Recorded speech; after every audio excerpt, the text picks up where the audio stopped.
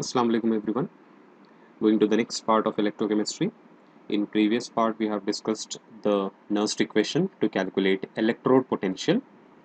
Now we'll discuss Nernst equation to calculate cell potential, and it is also used in finding out equilibrium constant. Let's see. First, Nernst equation for calculating cell potential.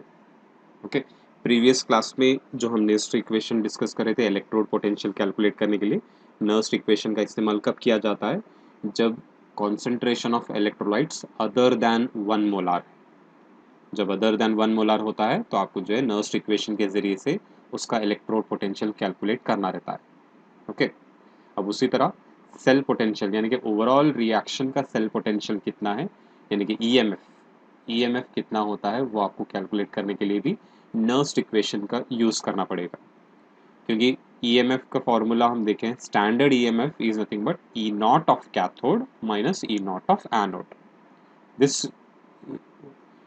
formula can be used when we are having standard electrode potentials. If you are given normal electrode potentials, that time how to calculate the EMF? Again we have to apply this Nernst equation, right? So we'll come down to a relationship for calculating cell potential at different concentrations of electrolytes.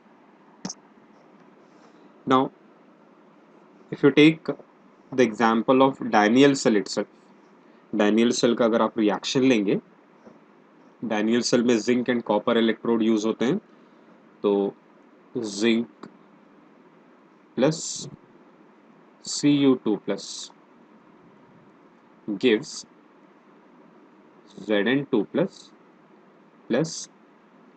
Cu. ये overall reaction होता है Daniel cell के अंदर. ये example के तौर पे लेके एक फाइनल रिलेशनशिप पे आएंगे हम सेल पोटेंशियल के लिए, राइट. नाउ अब इस रिएक्शन में इस डैनियल सेल में हमने ऑलरेडी देखा है ये होता है एनोड, राइट, और ये होता है कैथोडिक सोल्यूशन. ये एनोडिक सोल्यूशन होगा और ये कैथोड इलेक्ट्रोड होता है, ठीक है.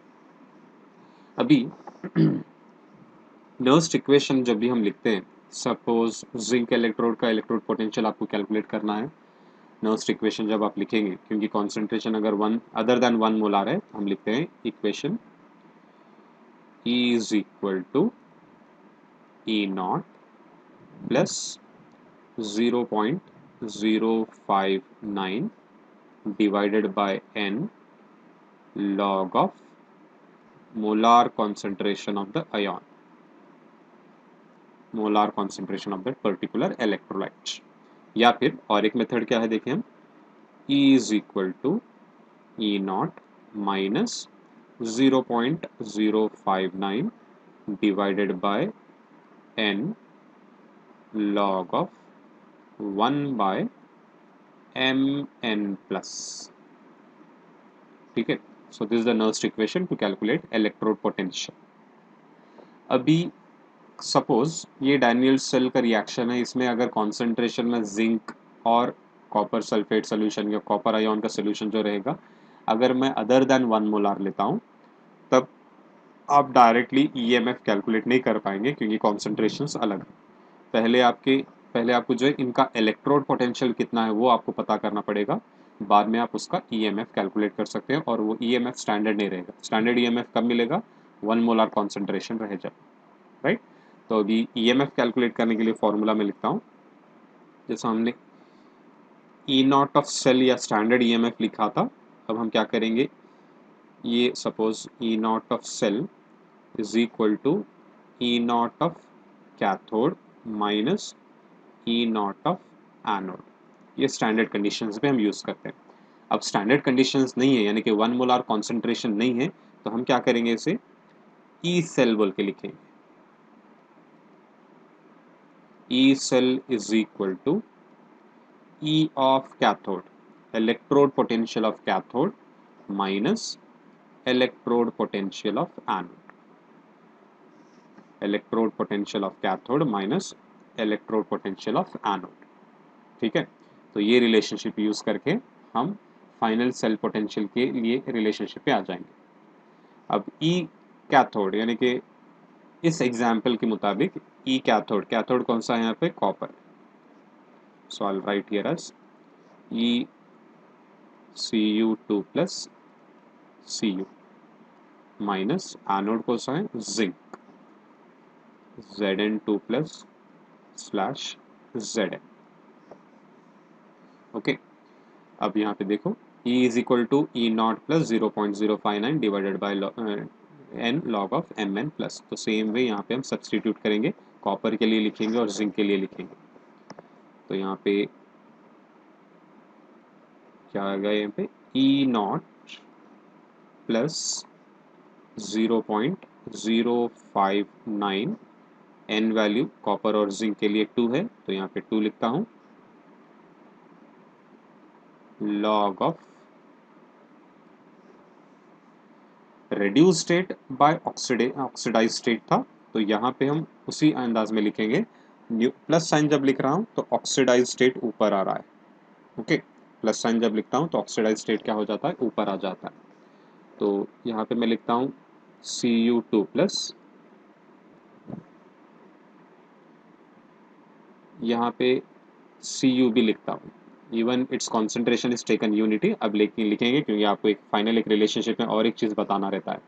ओके, माइनस यहाँ पे क्या आएगा, जिंक के लिए भी उसी तरह E naught plus 0.059 divided by 2 log of Zn2 plus slash that is divided by Zn। Okay, now bracket open करने से पहले हम क्या करेंगे, इसको थोड़ा मॉडिफाई कर लेंगे। इसको हम क्या कर देंगे, ये मेथड से चेंज कर लेंगे, नेगेटिव साइन ले लेंगे। यहाँ पे पॉजिटिव के बदले हम क्या करेंगे, नेगेटिव साइन लेंगे। जब पॉजिटिव के बदले आप यहाँ पे नेगेटिव साइन चेंज करेंगे, ये रिवर्ट हो जाता है, लॉग वैल्यू क्या हो जाएगा, रिवर्ट, यानी कि न्यूमरेटर पार्ट डिनोमिनेटर में जाएगा, डिनोमिनेटर पार्ट न्यूमरेटर में आएगा। So it will become what, E naught plus 0.059 divided by 2 log of Cu2 plus divided by Cu minus E naught minus 0.059 divided by 2 log of Zn divided by Zn2 plus। ठीक है, इतना हो गया। अब bracket open कर लेंगे और पूरा लिख देंगे फिर से पूरे वैल्यूज। तो यहाँ पे क्या हो जाएगा,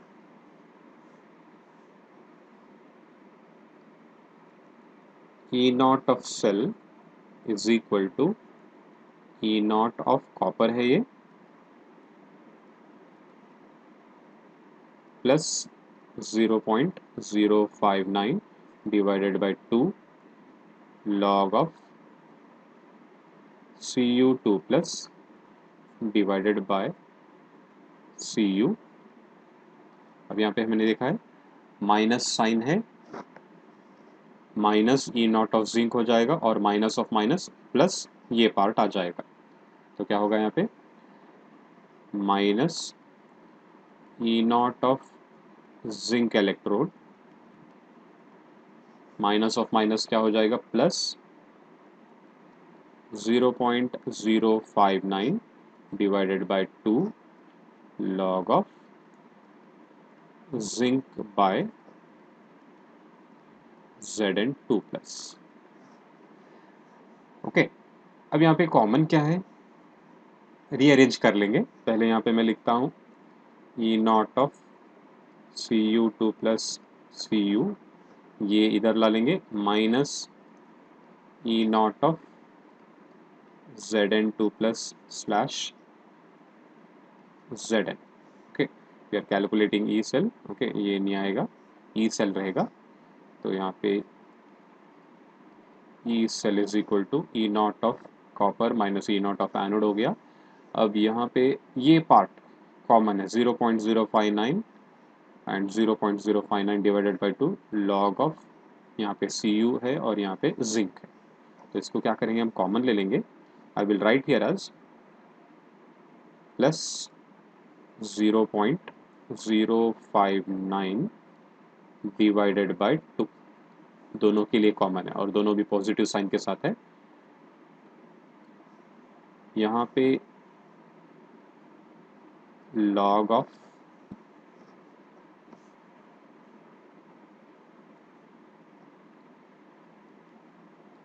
Cu2 plus divided by Cu, क्योंकि ये log पार्ट है, दोनों के लिए जब हम लिखते हैं तो कॉमन हो जाएगा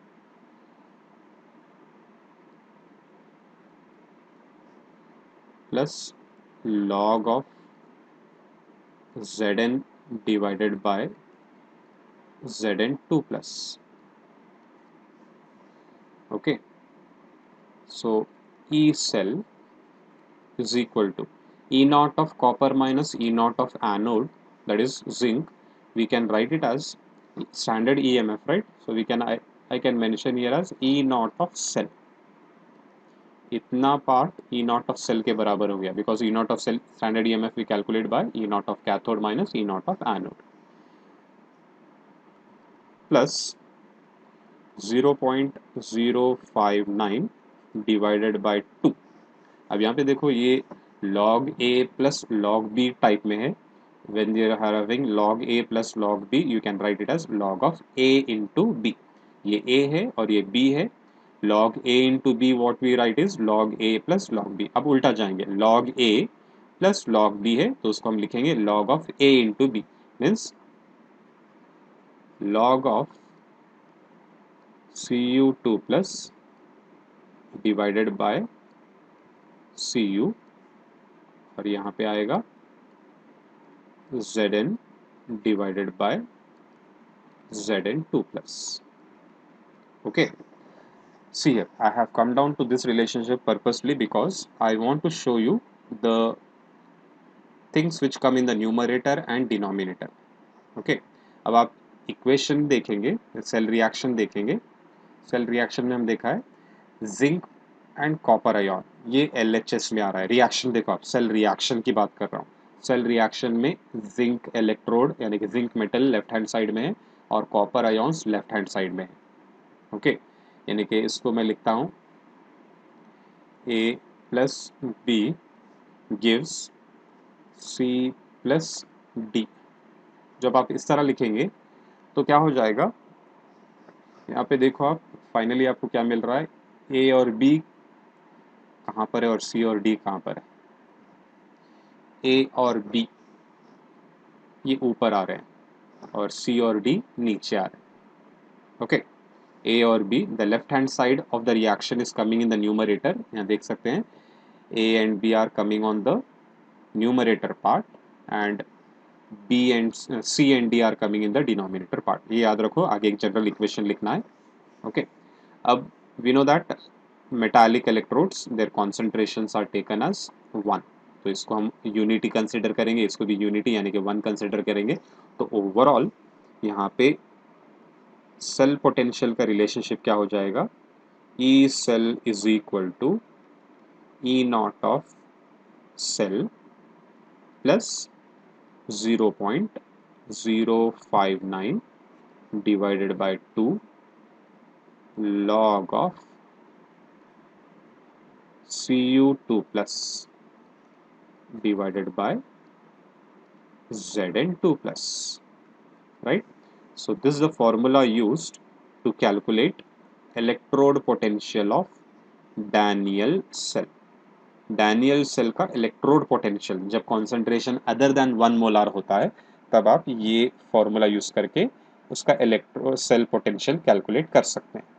ओके, और इन जनरल लिखता हूं मैं, इन जनरल कोई दूसरा सेल अगर है तब क्या होता है देखेंगे। I can write it as E cell is equal to E naught of cell plus 0.059 divided by N. N stands for number of electrons involved in the reaction. Number of electrons involved in the reaction. Right? अब यहाँ पे electronic involvement to था, loss and gain was equal. जब loss and gain equal रहता है तो यहाँ पे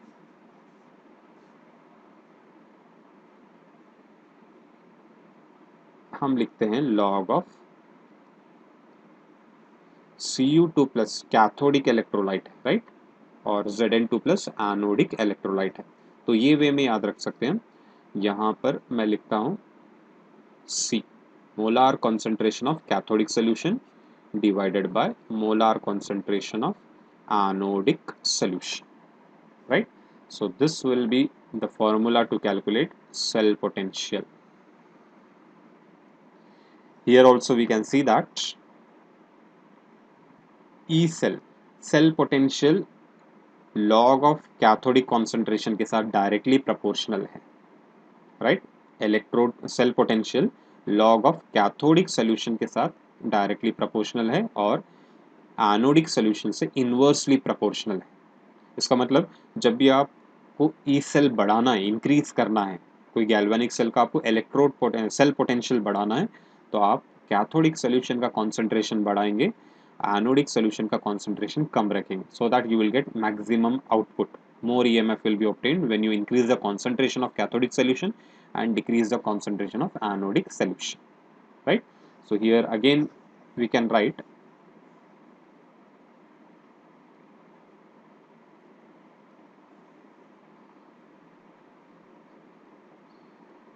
E cell is equal to E naught of cell.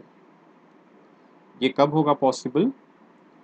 when cathodic concentration is equal to anodic concentration.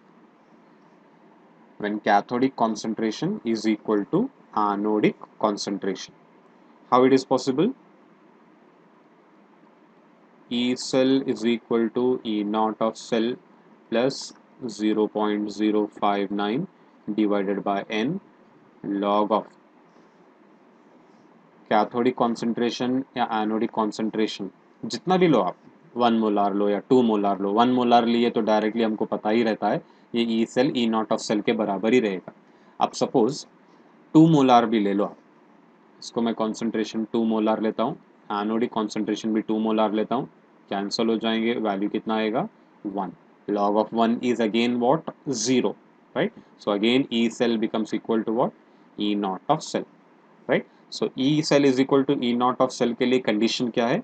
Cathodic concentration and anodic concentration should be same. Okay, their concentrations and they are same. When they are equal to unity, definitely it will be E cell will be equal to E naught of cell. लेकिन जब equal है, other than 1 भी है, equal है, तब भी ये cancel होकर log of 1 ही आता है. इसके लिए कुछ कंडीशन है, यानी कि जो बैलेंसिंग कोएफिशिएंट्स आएंगे उसके ऊपर डिपेंड रहेगा. दोनों के बैलेंसिंग कोएफिशिएंट्स रिएक्शन में सेम है तो ये E cell equal to E not of cell हो जाएगा, right. Now next, E cell will be greater than E not of cell when cathodic concentration is greater than anodic concentration, because just now we have seen E cell is directly proportional to cathodic concentration. And last condition, E cell is equal to E naught of cell when cathodic concentration is less than anodic concentration. Okay, these are again very important relationships. They can ask you for 1 mark in theory as well as in NEET or CET also. और ये apply correct way में कब apply होता है? जब दोनों के balancing coefficient same रहना है. Remember, okay, that is the involvement of electron. Loss and gain should be equal. आप क्रॉस मल्टीप्लाई करने की, बैलेंस करने की नौबत नहीं आना है, तब थोड़ा जो है कोएफिशिएंट्स आ जाते हैं. जब दोनों रिडक्शन में भी उतने ही इलेक्ट्रॉन लॉस होना है, गेन होना है और ऑक्सीडेशन में भी उतने इलेक्ट्रॉन लॉस होना है, जब जाके ये रिलेशनशिप करेक्ट मिलता है. Okay, so anyhow, in general, for Daniell cell, you can remember this. For Daniell cell, where zinc and copper are having same charges, and they are involving two electrons are lost by zinc and two electrons are gained by copper. अब एक general equation लिखता हूं.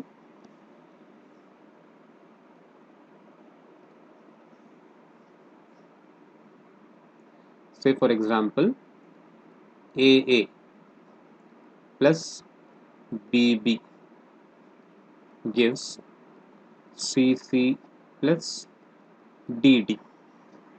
AA plus BB gives CC plus DD, where small a, b, c, d are the balancing coefficients.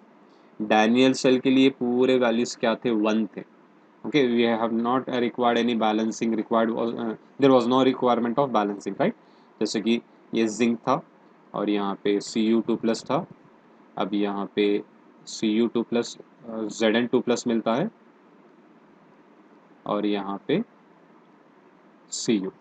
Okay, all small letters A B C D और 1. Okay, अब कुछ ऐसे भी galvanic sales आते हैं जहाँ पे ये बैलेंसिंग कोएफिशिएंट्स आएंगे. क्यों आते हैं कोई बैलेंसिंग कोएफिशिएंट्स? जब इलेक्ट्रॉनिक लॉस एंड गेन अलग अलग होता है. ओके, अब जैसे कि example, if I take copper Ag plus becomes Cu2+ plus Ag. इसका अगर आप कैथोड और एनोडिक रिएक्शन देखेंगे, कैथोडिक और एनोडिक रिएक्शन में आप आइडेंटिफाई कौन सा करना है कि कौन सा एनोड है और कौन सा कैथोड है. आप LHS में देखो, LHS में जो मेटालिक फॉर्म में रहेगा वो एनोड की तरह एक्ट करता है और आयोनिक फॉर्म में जो रहता है वो कैथोड की तरह एक्ट करता है. Okay, remember this point. Cell representation में और सेल रिएक्शन में पोजीशन बदल जाता है. सेल रिप्रेजेंटेशन में हम क्या करते हैं? सेल रिप्रेजेंटेशन में ये ऑर्डर याद रखो आप. सेल रिप्रेजेंटेशन, लेफ्ट हैंड होता है एनोड, राइट हैंड पे होता है कैथोड. सेरेलैक याद रखो आप. सेल रिप्रेजेंटेशन में लेफ्ट हैंड साइड होता है एनोड और राइट हैंड साइड होता है कैथोड. Okay, Cerelac. किसके लिए? सेल रिप्रेजेंटेशन में. सेल रिएक्शन में क्या है? इसको इस तरह लिख के याद रखेंगे. सेल रिएक्शन में यानी कि केमिकल रिएक्शन बोल के लिखेंगे. CH लिखता हूँ, आपको इजी हो जाएगा अंडरस्टैंड करने के, क्योंकि रिप्रेजेंटेशन रिएक्शन के लिए सेम आ रहा है.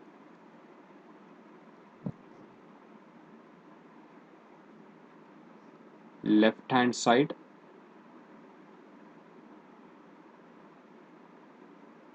कैथोड आता है और राइट हैंड साइड में होता है एनोडिक सॉल्यूशन.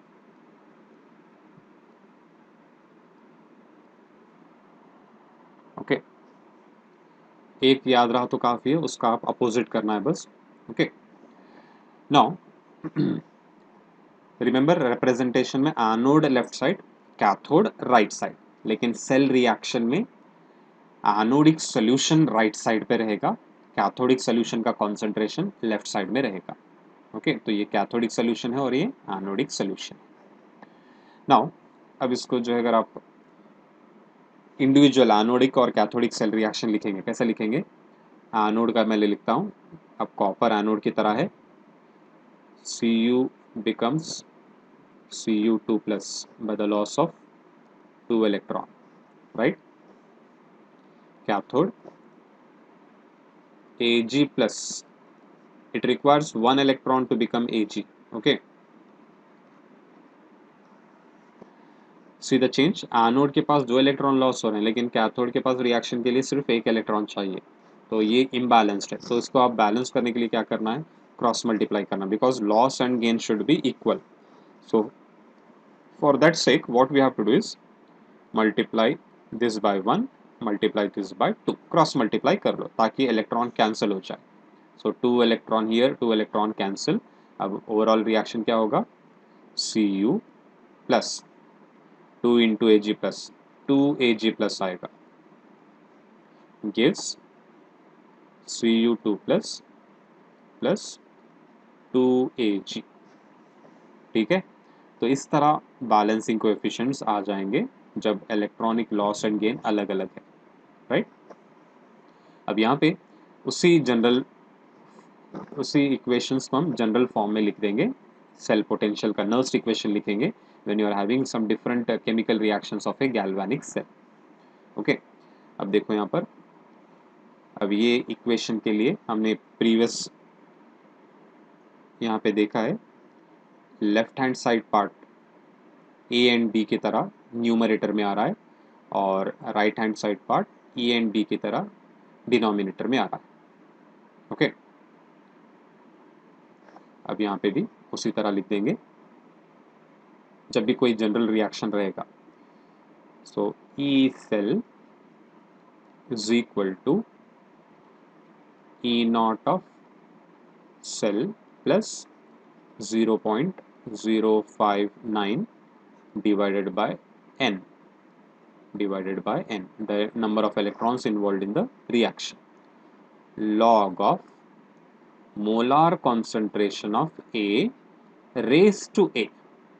पावर लेना बहुत ज़रूरी है, जो भी बैलेंसिंग कोएफिशिएंट रहेगा उसको आप पर्टिकुलर कॉन्सेंट्रेशन टर्म का पावर बनाना है, नहीं तो पूरा आपका कैलकुलेशन रॉन्ग हो जाएगा। और यहाँ पे क्या आएगा, molar concentration of B raised to B divided by molar concentration of C raised to C and molar concentration of D raised to D। ये और बात है कि कुछ यहाँ पे वैल्यूज यूनिटी रहते हैं क्योंकि मेटालिक फॉर्म में मिलते हैं आपको लेफ्ट साइड और राइट साइड, बट ओवरऑल आप इस तरह लिखना है, log of A raised to A into B raised to B divided by log of C raised to C into D raised to D। So this is another general form for a different type of galvanic cells। अब इसी equation को आप इसका electrode cell potential का relationship Nernst equation लिखना है, तो कैसे लिखेंगे, ये A है, ये B है, ये C है और ये D है। इसका बैलेंसिंग कोएफिशिएंट 1, इसका बैलेंसिंग कोएफिशिएंट क्या है, 2 है, इसका बैलेंसिंग कोएफिशिएंट 1, इसका बैलेंसिंग कोएफिशिएंट कितना है, 2 है। अब नर्स्ट इक्वेशन लिखो इसके सेल पोटेंशियल के लिए, E cell is equal to E naught of cell plus 0.059 divided by totally electrons कितने इन्वॉल्व हो रहे हैं, 2। After multiplication how much value are getting, जो कैंसिल कर रहे हैं वो वैल्यू आपको यहाँ पे लिखना है, कितने इलेक्ट्रॉन्स है, 2। लॉग ऑफ, क्या लिखेंगे यहाँ पर, Cu इंटू बी क्या है, Ag प्लस है, Ag प्लस का कोएफिशिएंट क्या है, 2 है, तो आप 2 को पावर बनाना है, डिवाइडेड बाय Cu2 प्लस और यहाँ पे Ag रेज टू 2, राइट। अब copper metal, silver metal metallic form में, सॉलिड फॉर्म में होते हैं, ये आपके इक्वेशन में नहीं आएंगे क्योंकि इनका कॉन्सेंट्रेशन वैल्यू रहता है 1। तो बचता है सिर्फ आपके पास cathodic solution divided by anodic solution, right. Numerator में कैथोड, डिनोमिनेटर में एनोड। लेकिन अब क्या हो गया, बैलेंसिंग कोएफिशिएंट पावर की तरह आ रहे हैं। ओके, याद रखो ये भी रिलेशनशिप, हर एक के लिए डायरेक्टली आप कैथोड एंड एनोड नहीं लिख सकते हैं, आपको पहले सेल रिएक्शन देखना है, अगर उसमें कोई बैलेंसिंग कोएफिशिएंट्स अदर देन 1 आ रहे हैं तो उनको आप पावर बनाना है, right. So this is very important, while solving the Nernst equation numericals you need to check the cell reaction first, based on that you have to write the correct Nernst equation, then you have to carry on your calculations। ठीक है,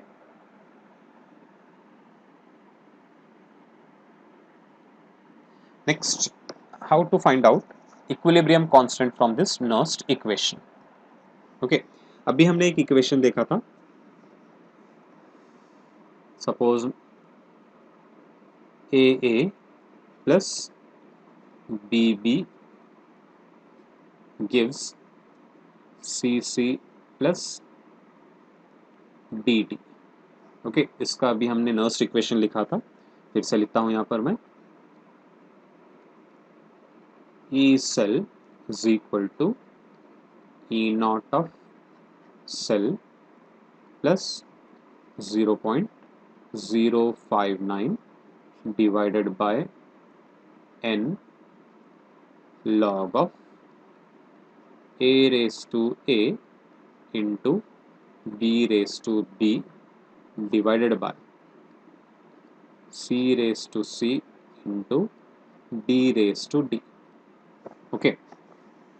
Now when you come back to equilibrium constant denoted by capital K, it is calculated by taking the ratio of molar concentration of the products to the molar concentration of reactants. First year part में equilibrium chapter में पढ़े हैं. Equilibrium is a condition where the rate of forward process will be equal to rate of backward process.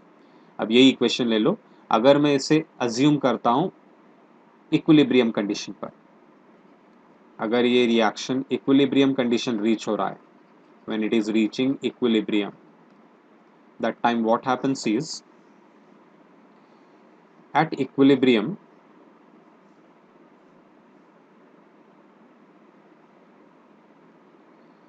E cell value we take it as 0.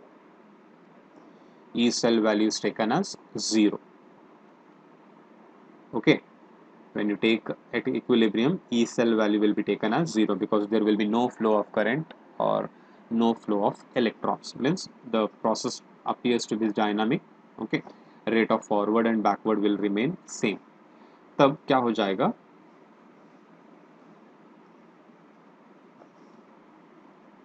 यहाँ पर इस part को हम replace कर देंगे. अब एज ऑफ नाउ इसको हम क्या कर सकते हैं, if you go with equilibrium constant expression के, हम जब लिखते हैं कभी भी प्रोडक्ट न्यूमरेटर में आते हैं, c raise to c into d raise to d divided by a raise to a into b raise to b. ठीक है.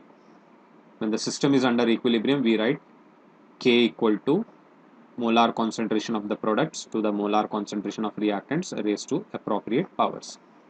जब इक्विलिब्रियम नहीं रहता है तो हम k के बदले लिखते हैं q. राइट. सेम रिलेशनशिप आएगा, c raise to c d raise to d. First year का पार्ट है, याद रखो. q stands for reaction quotient and k stands for equilibrium constant. दोनों को कैलकुलेट करने का तरीका वही है, सिर्फ कंडीशन अलग है. q कब लेते हैं हम, when the system is not under equilibrium. k कब लेते हैं, when the system is under equilibrium. तो अब यहाँ पे क्या है, कंपेयर करो आप, प्रोडक्ट न्यूमरेटर में, रिएक्टेंट डिनोमिनेटर में. लेकिन यहाँ पे आपको कैसा मिल रहा है, प्रोडक्ट नीचे आ रहा है, रिएक्टेंट ऊपर है. ओके. तो उसको थोड़ा मॉडिफाई करेंगे. मॉडिफाई मतलब इसको ऊपर लेके जाता हूँ, या फिर इसके बेसिस पे यहाँ पे मैं k लिख सकता हूँ या q लिख सकता हूँ. एज ऑफ नाउ अभी इक्विलिब्रियम नहीं है तो यहाँ पे मैं q लिख सकता हूँ. लेकिन q लिखने के लिए क्या है, डिनोमिनेटर पार्ट या प्रोडक्ट पार्ट ऊपर होना है, लेकिन यहाँ पे प्रोडक्ट पार्ट कैसा है, नीचे है. तो मैं क्या लिख सकता हूँ, यहाँ पे log of 1/q लिख सकता हूँ. Right. I can write it as log of 1/q. See, first I'll erase this part.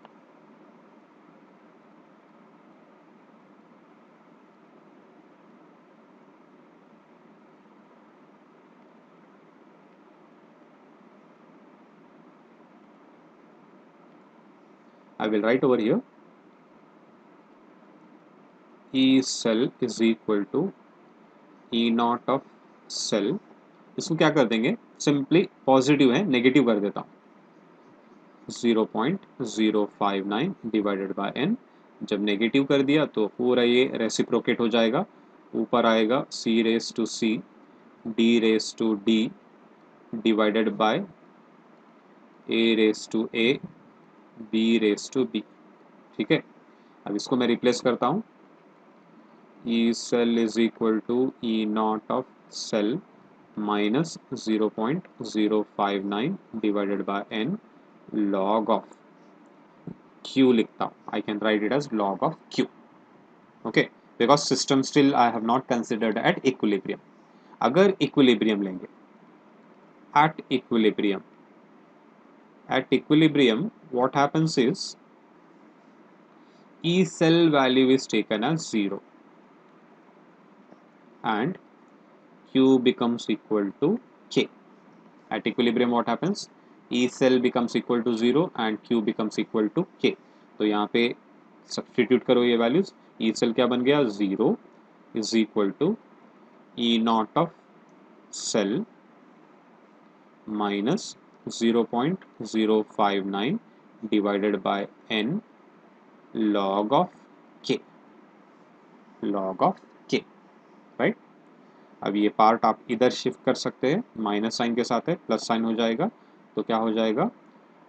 0.059 divided by n log of K is equal to E naught of cell, right? 0.059 divided by n log of K is equal to E naught of cell. Okay. अब आगे continue करेंगे. log of K is equal to, ये n इधर ला लो, n into E naught of cell divided by, ये 0.059 है, ये इधर आ जाएगा 0.059. log of K is equal to n into E naught of cell divided by 0.059. Okay, so this is the way how we can calculate equilibrium constant.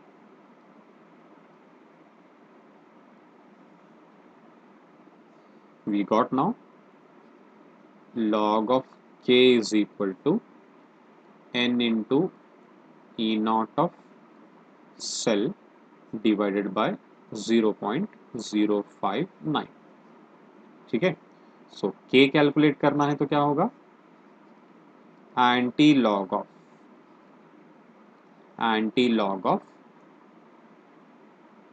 n into E naught of cell divided by 0.059. Anti-log of this value, if you take, you will get the equilibrium constant. Okay, तो numericals में आपको equilibrium constant पूछा जाएगा, तब आपको equilibrium constant calculate करना है तो ये फॉर्मूला यूज करेंगे. क्लियरली नोट कर लो नोटबुक में. K is equal to anti-log of n into E naught of cell divided by 0.059. This is a formula to calculate equilibrium constant. ठीक है. इसको हम और एक तरीके से भी लिखते हैं. K is equal to, anti-log है, I can write it as 10 raised to n